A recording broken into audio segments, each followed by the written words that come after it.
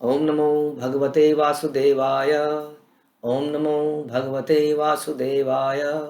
ओम नमो भगवते वासुदेवाय। श्रीमद् भागवतम तीसरा कैंटो 13वां अध्याय 40वां श्लोक।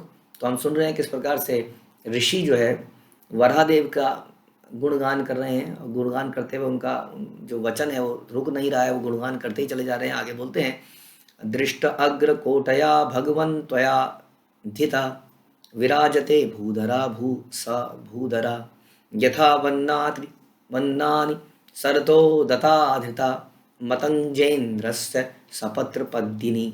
हे पृथ्वी के उठाने वाले, आपने जिस पृथ्वी को पर्वतों समेत उठा रखा है वह उसी तरह सुंदर लग रही है जिस तरह जल से बाहर आने वाले क्रुद्ध हाथी के द्वारा धारण की गई पत्तियों से युक्त एक कमलिनी।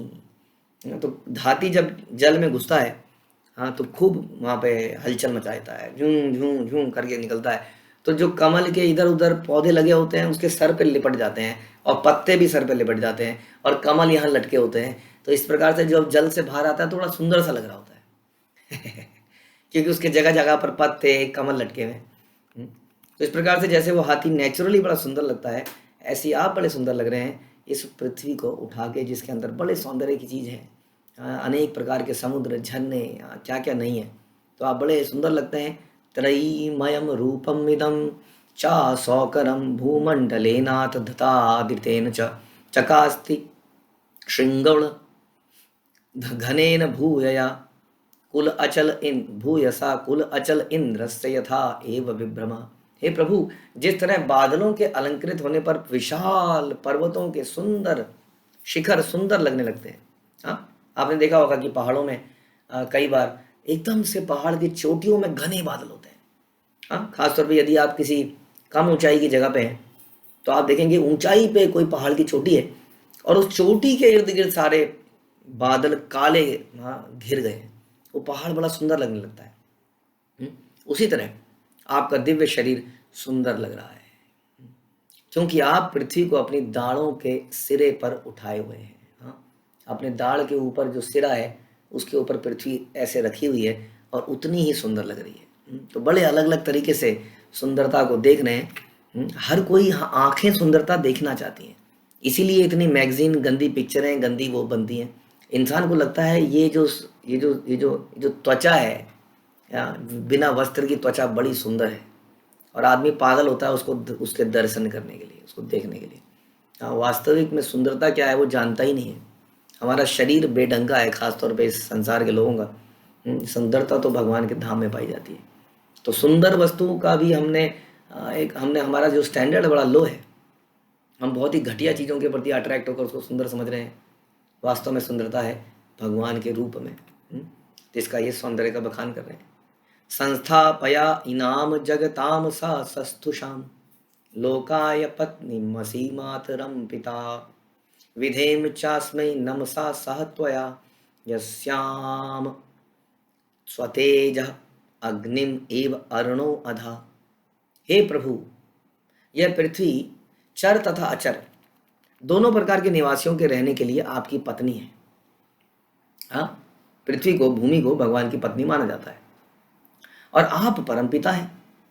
अब हम उस माता पृथ्वी समेत आपको सादर नमस्कार करते हैं, जिसमें आपने अपनी शक्ति स्थापित करी है।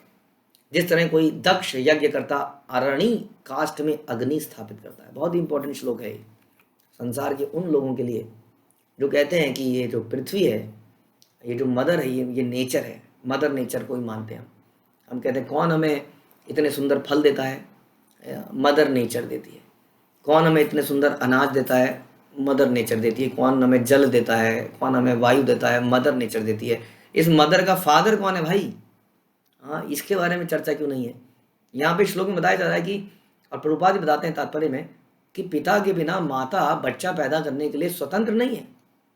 माता को एक पिता की आवश्यकता होती है जो गर्भ में, हाँ, वीर्य स्थापित करता है, और तब एक बच्चे का जन्म होता है। इस प्रकार से माता पिता दोनों की आवश्यकता है। यदि पृथ्वी के गर्भ से इतने सुंदर फल फूल और चीज़ें निकलती हैं, तो इस पृथ्वी को ये गर्भाधान करने वाला व्यक्ति वो कौन है? तो यहाँ बता रहे हैं, कि हम उस माता पृथ्वी समेत आपको सादर नमस्कार करते हैं जिसने अपनी शक्ति इसमें स्थापित करी है। तो भगवान है जो वास्तव में इस पृथ्वी के अंदर ये जीवन डालते हैं। ठीक उसी तरह है जैसे कि यज्ञ कुंड के अंदर लकड़ियां पड़ी हैं तो पड़ी हैं, कोई जो यज्ञ करता है वो आता है, वो मंत्रों का उच्चारण करता है और उसमें अग्नि पैदा कर देता है, उस कुंड में अग्नि पैदा हो जाती है। उसी तरह से भगवान इस पृथ्वी के अंदर, जब हमने सुना था, जब हमने सृष्टि की रचना के विषय में सुना था, तो हमने सुना था कि सारे तत्वों को देने के बाद भी, हाँ, वो भी भगवान नहीं दिए, ये पृथ्वी पड़ी ही रही, ये संसार पड़ा ही रहा, कुछ हुआ ही नहीं जब तक कि इसमें स्वयं भगवान एंटर नहीं कर गए और भगवान ने जीवन शक्ति नहीं डाली, भगवान ने इसमें जीवों को नहीं डाला, तब जाके ये पृथ्वी सुंदरता के रूप में आई और कार्यान्वित हुई। इसलिए जब जब हम मदर बोलते हैं तो पिताजी को भी तो पूछना पड़ेगा ना, खाली मदर को पूछ के तो काम नहीं चलेगा ना। आप अपने घर में सिर्फ मदर की रिस्पेक्ट करेंगे, पिताजी की नहीं करेंगे, ऐसा तो नहीं चलेगा। इसलिए सारे लोग संसार में, इवन साइंटिस्ट भी कैजुअली वर्ड बोल देते हैं, mother nature, mother nature, mother nature, but what about that father? And Krishna says in Bhagavad Gita, अहम बीज प्रदापिता, वो बीज डालने वाला इस पृथ्वी के अंदर वो है पिता। तो वही है ये पतिदेव, वरादेव, जिन्होंने अपनी पत्नी पृथ्वी को गर्भोदक सागर के नीचे से निकाल दिया है और अपनी पत्नी को स्थापित कर दिया है अपने जबड़े के ऊपर, और वो पत्नी नाच रही है, गोल गोल गोल गोल गोल नाच रही है, और दोनों पति पत्नी बड़े सुंदर प्रतीत होते हैं। काशद्दधीत अनयता अनयता तब प्रभो रसाम गतया भुवा उद्वीबर्हणम न विस्मया असो त्वयि विश्व विस्मये यमायया इदं ससृजे अति विस्मयम्।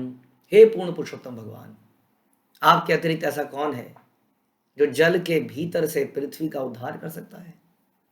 किंतु यह आपके लिए बहुत आश्चर्यजनक बात नहीं थी, यह आपके लिए बहुत बड़ा कारनामा नहीं है, आपके लिए तो एक छोटा सा काम है, क्योंकि ब्रह्मांड के सृजन में आपने अति अद्भुत कार्य कर दिया है।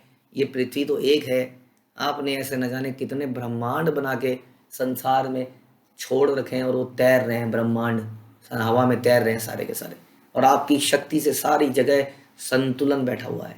ऐसा नहीं है कि एक ब्रह्मांड दूसरे ब्रह्मांड से टकरा रहा है और रोज यहाँ ब्लास्ट हो रहे हैं और सारी चीजें खराब। आपने सुना कभी ऐसा कि रोज पृथ्वी में ब्लास्ट हो रहे हैं, एक ब्रह्मांड दूसरे से टकरा गया, एक द्वीप दूसरे से टकरा गया? कुछ ऐसा नहीं होता।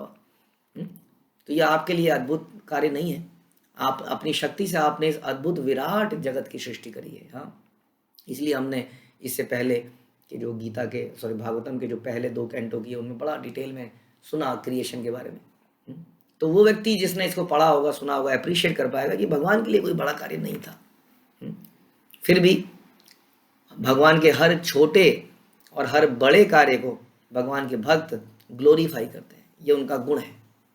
जैसे कोई माता है अपने बच्चे से जिसको बड़ा प्रेम है, या कोई पत्नी है जिसको अपने पति से बड़ा प्रेम है, और मौका मिलते ही अपने पति की या अपने बच्चे की तारीफ करती चली जाएगी, क्योंकि उसको प्रेम होता है। वैसे भगवान के भक्त भगवान के हर कार्य को ग्लोरीफाई करते चले जाएंगे। विधुन्वता वेदमयम निजम वपु जना तपा सत्य निवासिना वयम सठाशिक उद्धूत शिवाम्बु बिंदु भी विमृज्यमानाभृशम ईश पाविता। हे परमेश्वर, निसंदेह हम जन तप सत्य लोकों जैसे अतीव पवित्र लोकों के निवासी है। ये ऋषि कौन है? जन तप सत्य लोक के। हमने सुना था ना कि पृथ्वी के ऊपर स्वर्ग, जन तप, महर, ये सारे महर, जन तप लोग सारे ऊपर पाए जाते हैं, जहाँ पे बड़े दिव्य निवासी रहते हैं। ये कह रहे हैं हम वहाँ के निवासी हैं, हम हैं तो उच्च लोग, लेकिन फिर भी हम आपके शरीर के हिलने से आपके कंधों तक लटकते बालों द्वारा छिड़के गए जल की बूंदों से शुद्ध बन गए। तो जो शूकर रूप में वरा देव आए थे, तो उनके ऊपर जो जल छिड़का था, जो जल में वो कूदे, उसके बाद जो जल उनके शरीर में रहा, तो जब उन्होंने जल को ऐसे ऐसे झटका तो जल के जो बूंदें गिरी चारों तरफ, तो ये कह रहे हैं कि हम शुद्ध हो गए आज। हम ऑल्दो उच्च लोकों के लोग हैं, शुद्ध हैं, लेकिन हम आज इस जल से शुद्ध हो गए। इस तरह से देखते हैं कि हम जब भगवान की आरती करते हैं, तो भगवान की आरती में हम भगवान को अर्घ अर्पित करते हैं, और जो जल अर्पित करते हैं उसको बाद में सबके ऊपर छिड़क देते हैं। इस प्रकार से ये भगवान का झूठा, भगवान का चरणामृत इत्यादि हमें शुद्ध करता है। तो वही बता रहे हैं कि आपके जो शरीर के यानी कि शूकर रूप में भी। आप ये नहीं कह सकते कि शूकर का जल तो अस्पृश्य है, जैसे हमने पहले भी डिस्कस किया। भगवान का हर शरीर दिव्य है, सच्चिदानंद है, इसलिए उनके शरीर से जो पानी छिड़का और जो सब पे गिरा, उससे ही कह रहे हैं हम लोग आज शुद्ध हो गए। सवै बत भृष्टमति तव ईशते कर्मणाम पारम अपार कर्मणः यत योग माया गुण योग मोहितम विश्वम समस्तम भगवन विदेहिशम। हे प्रभु, आपके अद्भुत कार्यों की कोई सीमा नहीं है। इधर हम बता रहे हैं, इधर से आप हजारों अद्भुत काम और कर देते हैं। हम कुछ बताते हैं, आप इतने सारे कर देते हैं। जो भी व्यक्ति आपके कार्यों की सीमा जानना चाहता है वो पागल है। अगर कोई कह ले मैंने सारी भागवतम पढ़ ली है, मैंने गीता पढ़ ली है, मैं भगवान को समझ गया हूँ, समझ लीजिए सबसे बड़ा मूर्ख व्यक्ति वो है। शिला प्रभुपाद में बताते थे कि भगवान को तुम किताबें पढ़ के नहीं समझ सकते। तो प्रभुपाद के शिष्यों ने बोला क्या प्रभुपाद, फिर आप क्यों बोलते हो मेरी किताबें पढ़ो, आप इतनी किताबें लिखे जा रहे हो? बोला मैं ही किताबें लिखूंगा, तुम पढ़ोगे, पढ़ने के बाद तुम्हें समझ में आएगा कि किताबों से पढ़ के भगवान को नहीं समझ सकते। पहले तो तुम बोलोगे किताबें पढ़े बिना बोलोगे समझ सकते हैं, लेकिन किताबों में जब भगवान के गुणों को पढ़ोगे, उनकी लीलाओं को पढ़ोगे, तब तुम्हें समझ में आएगा कि भगवान को नहीं समझ सकते। जितना हम समझते हैं उतना अधिक हम नहीं समझते हैं। तो इसलिए वह निश्चय ही मति भ्रष्ट व्यक्ति है जो भगवान के कार्यों की सीमा जानना चाहता है। इस जगत में हर व्यक्ति प्रबल योग शक्तियों से बंधा हुआ है। कृपया इन बद्ध जीवों को अपनी अहेतु की कृपा प्रदान करें, क्योंकि ये बंधे हुए हैं इस संसार की चकाचौंध से, कुछ हासिल करना चाहते हैं, सब बड़े दुखी हैं, लेकिन आप उनको शुद्ध करके उनका ये भ्रम दूर कर सकते हैं। आप भ्रमित हैं इस वक्त, बड़े एक तरह से नशे में हैं। कृपया उनके नशे को दूर कीजिए और इन लोगों के ऊपर कृपा कीजिए। और इस प्रकार से ऋषियों का ये जो ग्लोरिफिकेशन सेशन है यहाँ पर ख़त्म होता है। बड़ा ही सुंदर भगवान की ग्लोरिफिकेशन ही करते हैं। और फिर जो है मैत्रेय ऋषि आगे की कहानी बताते हैं कि आगे क्या हुआ, पृथ्वी का क्या हुआ। अभी पृथ्वी उनके ऊपर ही लटक रही है। अभी वो अपने पति के साथ है आनंद से। जैसे रास नृत्य में कृष्ण ने गोपियों के साथ नृत्य किया, समझ लीजिए वरादेव ने यहाँ पृथ्वी के साथ इस प्रकार का नृत्य किया। और अब पृथ्वी के साथ आगे क्या होता है और आगे कहानी किधर को जाती है हम सुनेंगे अगले सत्र में। हरे कृष्णा। श्रील प्रभुपाद की जय। ग्रंथराज श्रीमद् भागवतम की